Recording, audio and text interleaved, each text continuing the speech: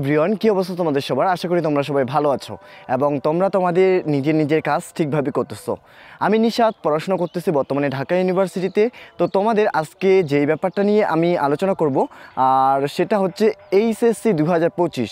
যারা HSC 2025 batch তারা এই ভিডিওটি পুরোটাই দেখার চেষ্টা করবা এবং এই ভিডিওটি যদি দেখো, যারা আসলে ঢাকা বিশ্ববিদ্যালয়ে ভর্তি হওয়ার স্বপ্ন দেখো বা ঢাকা বিশ্ববিদ্যালয়ে পড়ার স্বপ্ন দেখো, তারা এই ভিডিওটি দেখলে পরিষ্কার একটা ধারণা পাবে কিভাবে তুমি শুরু করবা, কিভাবে শুরু করলে তোমার জন্য অনেকটা ইফেক্টিভ হবে। সেই ব্যাপারগুলো সম্পর্কে আমি বিস্তারিত বলার চেষ্টা করব। আর রাইট নাও আমি অবস্থান করতেছি গ্রামে, কারণ ঈদের ছুটির কারণে আমাদের আসলে বর্তমানে ছুটি চলতেছে। আর গ্রামে এসে ভাবলাম যে তোমাদের উদ্দেশ্যে একটা ভিডিও করে দিই, যেটা হচ্ছে তোমাদের জন্য হেল্পফুল হবে। তো যারা এবছর মানে 2025 সালে এইচএসসি পরীক্ষা দিবা, তারা কি করবা? তাদের মেইন ফোকাস হওয়া উচিত বর্তমানে তোমার এইচএসসি রেজাল্ট। কারণ একটা ধাপে তুমি যখন সফল হবা, পরবর্তী ধাপ কিন্তু তোমার জন্য ইজি হবে। আমাদের লাইফে, সবার লাইফে প্রত্যেকটা ধাপ ইম্পর্টেন্ট। কারণ তুমি একটা ধাপে যদি আসলে সুন্দরভাবে সাকসেস হতে পারো, কিন্তু পরের ধাপটা কিন্তু তোমার জন্য অনেকটা স্মুথ হবে। সো তোমরা প্রথম ফোকাস করবা তোমাদের এইচএসসির যে পড়াশোনা সেটার উপর। অনেকেই দেখবা তোমার ফ্রেন্ড অনেকেই হয়তো ইউনিভার্সিটির পড়াশোনা শুরু করে দিচ্ছে। তো এখানে আমি একটা ব্যাপার বারবার বলি, সেটা হচ্ছে এইচএসসির পড়াশোনা আর ঢাকা বিশ্ববিদ্যালয়ের প্রিপারেশন অনেকটা সিমিলার। এখানে আসলে খুব একটা বেশি যে পার্থক্য এরকম ব্যাপারটা নয়। তো ঢাকা ইউনিভার্সিটিতে তারপরও কেন বেশি স্টুডেন্ট ফেল করে, বা পাশের হার যদি আমরা দেখি আসলে 10%, 9%, মানে 10%-এর নিচেই থাকে। সবসময় 10%-এর নিচেই থাকে পাশের হার। এটা কেন হয়? এটা হওয়ার মেইন কারণটা সেটা হচ্ছে তাদের বেসিকগুলো আসলে ভালো ছিল না। বেসিক যদি ভালো থাকে, তার যদি পড়াশোনা ঠিক থাকে, তাহলে তার ঢাকা ইউনিভার্সিটিতে চান্স পাওয়া কেউ আটকাতে পারবে না। এটা যারা পরীক্ষা দিছে, যারা চান্স পেয়েছে তারাই জানে। আর যাদেরকে জিজ্ঞেস করবা, ঢাকা ইউনিভার্সিটির কোশ্চেন কিন্তু কখনো কঠিন হয় না। ঢাকা ইউনিভার্সিটির কোশ্চেন অনেকটা ইজি হয়। কিন্তু এই জায়গাটায় স্টুডেন্টরা যেই ভুলটা করে বসে, সেটা হচ্ছে তারা আসলে আগের যে ক্লাসগুলোতে, বিশেষ করে 9-10-এ বা এইচএসসিতে যে পড়াশোনা, সেটা কিন্তু ভালো করে আসে না। সো এই জন্য তাদের যে ফেল হওয়ার পসিবিলিটি এটা কিন্তু বেশি। কারণ যারা এইচএসসিতে ভালো করে পড়ে, তাদের কিন্তু কেউ আসলে অ্যাডমিশন টাইমে এসে আটকাতে পারেন না।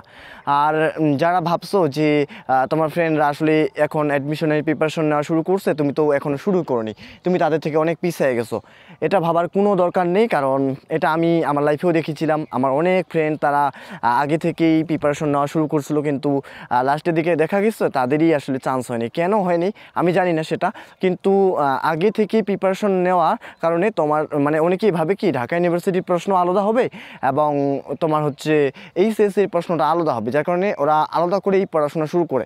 এটা করা যাবে না কখনোই। তোমরা মেইন বর্তমানে যেইটার উপর ফোকাস করবা, সেটা হচ্ছে তোমাদের এইচএসসি রেজাল্ট। এইচএসসি রেজাল্ট ভালো করাটা অনেকটা ইম্পর্টেন্ট। কারণ তোমার একটা ধাপে যদি আসলে তুমি সফলভাবে পার হতে পারো, পরবর্তী ধাপটা তোমার জন্য ইজি হয়ে যাবে। সো তোমাদের মেইন ফোকাস হবে তোমরা ফার্স্টে তোমাদের এইচএসসির রেজাল্টটাকে ভালো করবা, অ্যান্ড সেকেন্ড টার্গেট হবে তোমরা এরকম একটা করতে পারো, সেটা হচ্ছে তোমরা একটা কোশ্চেন ব্যাংক কিনে সেটা হচ্ছে জাস্ট প্র্যাকটিস করতে পারো। কিন্তু সেটার প্রতি খুব একটা বেশি টাইম নষ্ট করবে না, কারণ এইচএসসি রেজাল্ট ভালো না হলে পরবর্তীতে তোমার যে ধাপগুলো আসবে সেগুলো কিন্তু তোমার জন্য কঠিন হয়ে যাবে।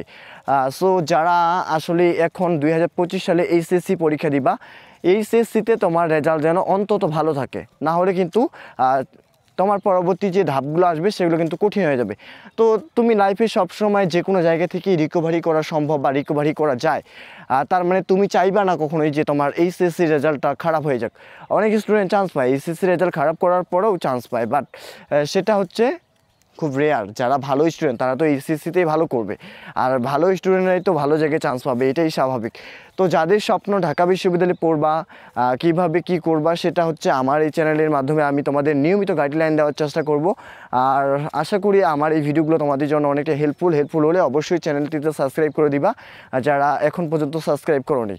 আর আরেকটা ব্যাপার, সেটা হচ্ছে তোমাদের মেইন যে সামার স্কুলে যেই পয়েন্টটা দাঁড়ায়, সেটা হচ্ছে তোমরা আপাতত তোমাদের এইচএসসি লাইফটাকে ফোকাস করা এবং সেটার প্রতি ফুল ফোকাস দিয়ে তোমরা তোমাদের এইচএসসিটাকে ভালোভাবেই কমপ্লিট করো। এবং যারা এইচএসসিতে ভালো করে তাদের বইগুলোকে কমপ্লিট করে রাখতে পারে, তাদের আশা করা যায় অ্যাডমিশন টাইমে খুব একটা বেশি সমস্যায় পড়তে হবে না বা সমস্যা ফেস করতেও হবে না।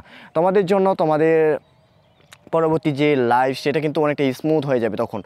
সো যারা এখন মানে কী বলে দোটানায় আসো যে কোনটা করবা কোনটা বাদ দিয়ে, আমি বলবো তুমি প্রথম তোমার এইচএসসি লাইফকে ফোকাস করো, দেন তোমার এইচএসসি পরীক্ষাটা হয়ে যাওয়ার পর তুমি ফুললি অ্যাডমিশনের প্রতি ফোকাস করবা। আর এইচএসসি কিন্তু অনেকটা ইম্পর্টেন্ট, এইচএসসিতে ভালো করাটা বেশি ইম্পর্টেন্ট।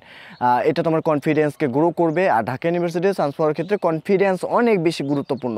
যার কনফিডেন্স থাকে না সে কখনোই ভালো করতে পারে না। সো তোমরা আপাতত তোমাদের এইচএসসিটাকে ফোকাস করো, দেন তোমরা ঢাকা ইউনিভার্সিটির জন্য প্রিপারেশন নিবা, তাহলে তোমাদের জন্য ইজি হয়ে যাবে। আর ঢাকা ইউনিভার্সিটিতে চান্স পাওয়া খুব কঠিন না, এইচএসসি একটু ভালো করে পড়ো, দেখবা তুমি একদিন। আমি আজকে ভিডিওটা বানাচ্ছি, এটা হচ্ছে তোমার আজকে হচ্ছে ঈদ, তো নেক্সট ঈদে যেন তুমি তোমাকে নিজেকে ঢাকা ইউনিভার্সিটির একজন স্টুডেন্ট হিসেবে পরিচয় দিতে পারো। এবং কারা কারা এই চ্যালেঞ্জটাকে গ্রহণ করলা সেটা অবশ্যই কমেন্টে জানাবা। আর আমি এই চ্যানেলের মাধ্যমে তোমাদের নিয়মিত আপডেট দেওয়ার চেষ্টা করব। আর আজকে থেকে তোমরা তোমাদের চ্যালেঞ্জটাকে অ্যাকসেপ্ট করো এবং সেই অনুযায়ী কাজ করো, একদিন না একদিন তুমি সফল হতে পারবা। দেখা হবে বিজয়ে, দেখা হবে আমার প্রাণের ক্যাম্পাসে। Good bye.